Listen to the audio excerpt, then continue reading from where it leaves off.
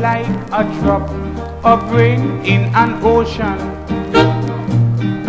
like a drop in the sea. But many, many nations still got to learn from we, how we aspire and we achieve. It's so hard to believe the unity that is so unique. It's fantastic, yes, so to speak. It's fantastic, yes, it is, the way how we live as one.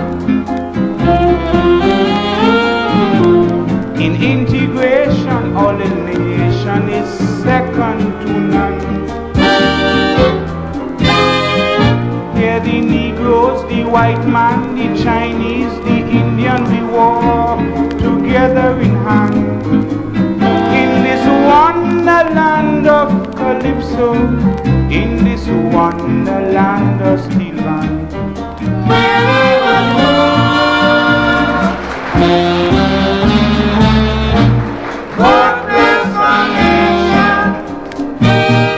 Good evening, and welcome to another edition of the DPTT Speaks. Today we're talking seriously about serious matters, crime. I've been asked, as you talk about all those different things, agriculture and the economy and stuff like that, but the nation wants to know what is the Democratic Party's response to crime in our community. Well, if you look at our website, the dptt.org.tt, you would recognize that one of the first things that you would see there is our 10-point crime plan. And so it is very important that we tonight deal with this 10-point plan. What is the Democratic Party's plan for dealing with crime, and why is it different from what is being proposed by all of the other political parties? Well, the most important part of our crime plan is number one, and that is police patrols. Now you might ask, what are you talking about when you say police patrols? Every political party, every group, every police consultation, they talk about police patrols. So why would a police patrol by the Democratic Party of Trinidad and Tobago be different from any of the other police patrols that you have heard about? Well, it's very clear that whatever this you've heard before about police patrols is not working. So why is it not working? It's not working because, like most things in Trinidad and Tobago, it's allowed to happen haphazardly. In other words, they just tell a policeman to go and patrol in St. James, or in Dingle Martin, or in Moruga, or in Mayaro, or in Cedros. You just tell them to go and patrol. We're saying that is not how a police patrol is done, and that's not how it will be done under the Democratic Party of Trinidad and Tobago. So first of all, what we will do is establish patrol routes. In other words, let's take a community like Dingle Martin, which a lot of people know, which is my community. The police patrol must know that each day you are to go down the highway, go up the highway, go into Bagatelle, go into Blue Range, go into Diamond Vale at specific times in a planned route. In other words, this route must be so well planned and so well organized that within weeks, within 2 to 3 weeks, people in that community would know when the car is coming, when it's around, who the police officers are, almost a sort of neighborhood sort of relationship with the police. But what it also means is that in the event that something happens, a police patrol car is not too far away. Someone may say in a structured patrol, well, bandits will recognize that the police pass on this street at 10 a.m. every morning. So the bandit could now strike at 11 or 10:30. That may be so, but it also means that if the bandit were to strike at 10:15 or 10:30, that car wouldn't be too far away and he would respond almost immediately. But you must ensure that every street every village, every town is patrolled, but not haphazardly. It must be, this is the plan. And that's just the first stage. So you have a patrol route. You designate the patrol route to the police officer, but it doesn't stop there. You also must have that car on a GPS system. In other words, someone has to monitor the car. Someone has to monitor the cars that are on patrol and know that if we have 2 or 3 cars on patrol, where they are at every given time. So that when a call comes in, they will know car 1 or car 2 or car 3 is closer to where that crime is being committed. So you need to have GPS positioning and GPS monitoring of every car on patrol. Now, what else?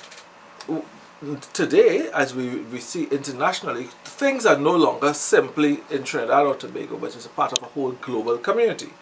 And so, we recognize that the need for cameras in the cars, dash cameras, dashboard cameras. And every car on patrol should have a dashboard camera so that you can see exactly what happened. It's good for the police, it's good for the citizen. Those things are just the beginning. You have the dashboard cameras, you have the police car on patrol, but then you go to the other part. What happens when the police pulls over someone for a traffic violation? That police must have at his fingertips the ability to retrieve records from a computer on board. So he should be able to pull up the information from the person's driver's license or from the vehicle registration and know a little bit about the person. Now, in the first instance, as we start this, because we have to be realistic, we have to deal with the reality. When we, just to begin with, that whole database might not be available at this time in the car, but that database should be available in the police station. So in the initial stages, you will find that very likely when the police call, he might have to call in this to the station to get the information that he wants. But he must be able to get the information to know if the car is stolen or not, and if the person is a legitimate or driver or owner of the car. These things you must have. So police patrols must be structured, it must be regular, it must be strategic, and it must be a #1 part of any attempt to deal with crime. We don't have that. The second part of our 10-point plan is where, again, it's something that everyone knows. That when you look at the people that commit crime in our community, you recognize that a lot of them, and I can't quote the statistics at this time, but it was quoted recently, and I think it was over 50% of the crimes that you have, you had something like a 50% repeat offenders. Recidivism in the prison system is something that you have to deal with. You have a lot of people coming on crime, and they're coming out of prison and committing crime again. As a matter of fact, in many instances, you have individuals who have arrested and on bail, and they are on bail for perhaps 5 and 6 and 7 offenses. So how do you deal with repeat offenders? You deal with repeat offenders by saying very clearly and very straightforward that if you have committed a crime and you have been found guilty of a crime on 3 occasions, that after the 3rd time you are going to have a mandatory imprisonment of no less than 10 years. Now, there have been a lot of legislation lately trying to deal with repeat offenders. Some of them have been punitive, some of them have been very unclear, and I think that in the end you're going to have a field day for the lawyers. But we have to be very specific that if you are a repeat offender, if you have committed serious crime, then on your 3rd occasion you are going to have a mandatory sentence of no less than 10 years. So that way the magistrates don't have an option. And I think that's very clear in terms of dealing with repeat offenders. Now, what do you do to ensure that you don't have, because you see, as a government, we don't want to lock up our population. We want to have our people, our wonderful young people in jail. We want to have these as productive young citizens of Trinidad and Tobago. So while you're doing that, you want to ensure that while the individuals are arrested and they're serving time, that you have an intervention, a social intervention in terms of trying to get them to have a trade, to get them to deal with the social issues that they may face, the family issues that they may face. We have to find out what it is that are causing our young men and women to turn to crime and try to persuade them to stay away from crime. And that's part of that whole Democratic Party's plan for dealing with crime. So we talked about repeat offenders and strict and how you deal with them and ensuring that there's a mandatory imprisonment. Now, the third part of the Democratic Party's crime plan is updated traffic laws. Now, think about this. If you drive along our nation roads and you see the speed limit posted at the average speed limit that you see posted will be about 50 kilometers per hour. Nobody drive on those roads at 50 kilometers. They drive on the average about 80 kilometers per hour. So even while the police car is on patrol and is driving at 50 kilometers per hour, everyone passed them. And the police don't do anything about it because our legislation doesn't allow the police to charge someone for speeding by simply reading the speedometer on their car. In addition to that, the legislation doesn't allow for speed guns. So while the rest of the world have speed guns, we have been talking about it, we have practiced them, we've seen them here, but we don't use them. Under the Democratic Party of Trinidad and Tobago, you are going to have speed guns, and you're going to have legislation that allows the policeman to read a speedometer and to follow someone in his car and say this. If I am driving at 50 kilometers and the speed limit is 80 and someone passed me, then obviously they have to be driving faster than me. And there's going to be legislation. Because this is not something that is new. It's something that's done all over the world. And you just don't pass a police officer. It's disrespectful, especially if you're speeding. And the reason for you doing that is simply, it's not good enough to say, well, the legislation doesn't support it. We have, as a government, it's our responsibility to ensure that our traffic laws are updated to deal with speeding. But we have to also be realistic. As I said, I don't think government, any government that's sincerely working for the citizens of Trinidad and Tobago wants to be punitive. He wants to pressurize people. So you have to recognize what is the speed that people normally drive on safely in our lands. And that study has to be conducted by the Ministry of Transport so that the speed limits on all our nation roads would be updated to reflect a realistic speed limit. So that, for example, on the Sir Solomon Hoshoi Highway, you have to, where everyone drives more than 80 kilometers per hour, you may have to definitely recognize that perhaps you might need to go up to 100 kilometers per hour on the highway. In the interim, while that is happening, again, everything takes time. What the Democratic Party is proposing is that you start ticketing people for speed, not 5 miles or 5 kilometers over the speed limit, but perhaps when they've gone 15 kilometers. So your first ticket would come if you've exceeded the speed limit by perhaps 15 to 20 kilometers per hour. So that someone don't have to worry about getting a ticket every time they drive or every time they try to overtake someone. But we have to definitely update our laws to reflect the modern traffic situation and to make it possible to use technology as it is right now in terms of dealing with speeding. The fourth part of the Democratic Party 10-point plan has to deal with, again, license plates. Now, again, the government is talking about having smart plates, chips, this is 4 years of the present government being in power, for the fifth year. So after 5 years, that hasn't happened. And we had another 5 and I think 8 years of the PNM government.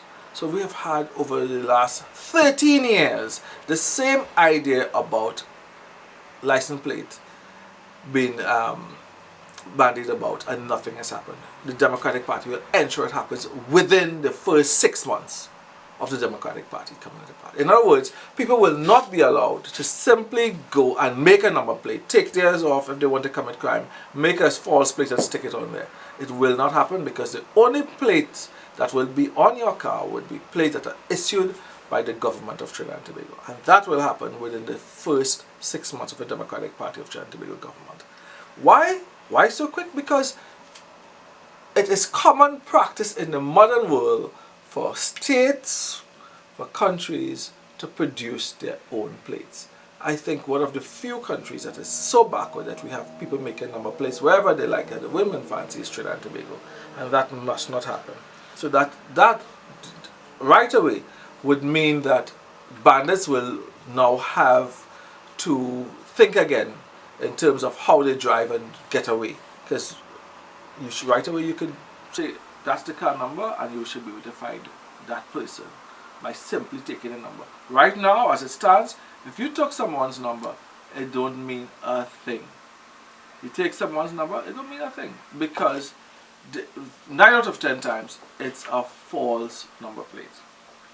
We're going to talk about the fifth part of the Democratic Party's crime plan, and that is to have a viable alternative to the CPEP and URP type jobs. One of the reasons why you have a lot of gang activity is because of this temporary employment. Now let me give you an example. We spoke at a previous episode of the Democratic Party Speaks. We spoke about the roadway and the need for maintaining the roadways in our cities and towns. That is a permanent job. It's a permanent job for a lot of people, because the roadways have to be maintained all the time. The street signs have to be maintained all the time. If you live in Port of Spain and you look at the Dry River, you look at the Marval River, you look at the Diego Martin River, all of those rivers, and I'm sure if you go to the other water courses throughout Trinidad and Tobago, you recognize that there's a need for constant maintenance of these water courses. That's a permanent job. The beaches have to be cleaned all the time. That's a permanent job. The roadways, the sidewalks have to be maintained all the time. That's a permanent job. Grass grows all the time and has to be cut. That's a permanent job. The water distribution system that has to be maintained for broken mains and stuff, that's a job that has to happen all the time.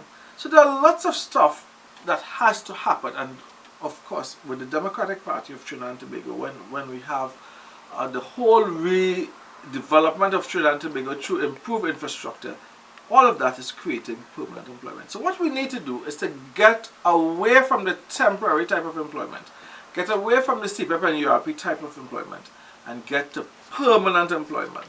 And through getting permanent employment, we can and will get people away from gang activities. And that's a major part of the crime plan, which is the number 5 of our DPTT crime plan. And now we're on to the 6th part of the Democratic Party's 10-point plan, and that is proper infrastructure for the police. What does that mean? It means that if we want the police to operate properly, they need to have proper cars, proper computers.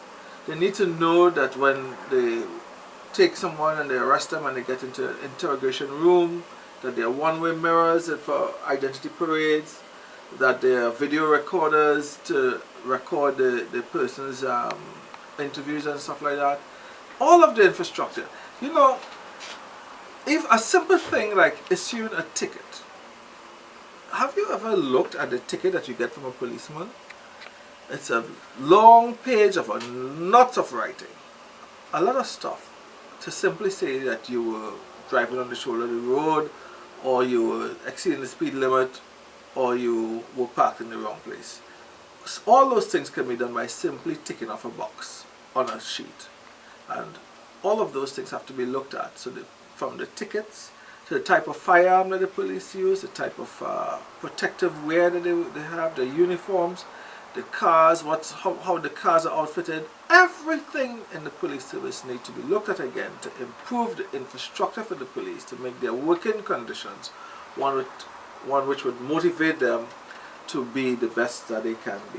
And that's a part of the Democratic Party's plan, that you must have an improved infrastructure for the police. Number 7 on the crime plan is updated legislation. Our legislation must be modernized to allow for people, for example, who have committed gun crimes, that they should have a gun court. In other words, if you commit a crime with a firearm, that crime, that specific crime, is something that you should have a court simply set aside to deal with firearm issues. And that is sort of the legislation that the Democratic Party would put in place almost immediately in terms of dealing with crime.